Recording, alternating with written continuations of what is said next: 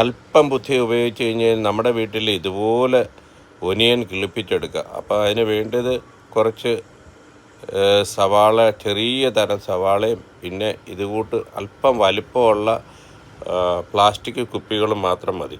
ചെറിയ തരം ഒനിയൻ എടുത്തിട്ട് അതിൻ്റെ മുകൾ ഭാഗം കട്ട് ചെയ്യുക. അതിനുശേഷം ഇതുകൂട്ടുള്ള അല്പം വലിപ്പമുള്ള പ്ലാസ്റ്റിക് ജാറുകൾ എടുത്തിട്ട് സോൾഡറിങ് അയണോ അല്ലെങ്കിൽ കമ്പിയോ ചൂടാക്കിയിട്ട് ഇങ്ങനെ കിഴുതിയിടുക. അതിനുശേഷം അതിൻ്റെ അകത്ത് മണ്ണ് നിറച്ചിട്ട് ഈ ഒനിയനെല്ലാം ഇങ്ങനെ അതിൻ്റെ ആ മണ്ണിലോട്ട് ഇറക്കി വെച്ച് വെള്ളം തളിച്ചതിന് ശേഷം പിന്നെ ഇങ്ങനെ വെക്കുക. ഏകദേശം ഒരു 48 മണിക്കൂർ കഴിയുന്നതുകൊണ്ട് നല്ലപോലെ വേരിറങ്ങാൻ തുടങ്ങും.